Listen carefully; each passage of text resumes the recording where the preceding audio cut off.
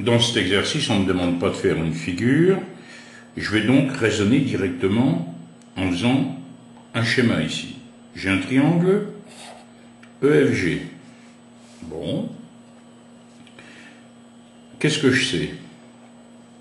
Je sais que I, J, K sont les milieux respectifs de EF, de G et de FG. Les milieux respectifs, ça veut dire qu'on donne la liste des segments dans le même ordre que celui des milieux.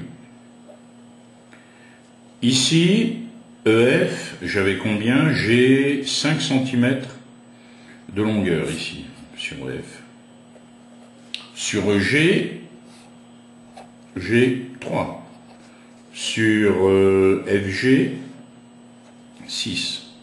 Et je sais que K est le milieu, donc je vais l'indiquer par un petit codage, ici et ici. Et on me demande le périmètre de IJK. Bon, ça doit vous rappeler quelque chose.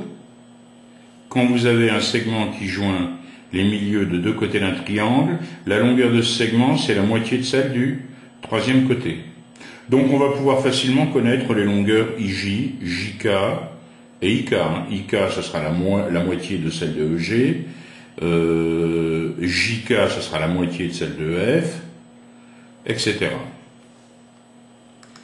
Donc voyons d'abord la longueur des côtés de IJK. IJ, je disais, c'est égal à FG sur 2, c'est-à-dire ici j'ai FG qui fait 6 cm, 6 sur 2, ça me fait bien 3 cm.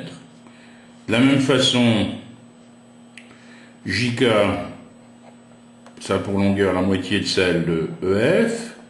EF, 5 cm, donc 5,5, ça me fait 2,5 cm. Et pour terminer, j'ai IK. Bien, IK, c'est la moitié de EG, 3,5, c'est-à-dire 1,5. Il faut absolument que j'écrive la propriété que j'ai énoncée tout à l'heure et qui me permet d'affirmer cela. Si un segment a pour extrémité les milieux de deux côtés d'un triangle, alors sa longueur est égale à la moitié de celle du troisième côté.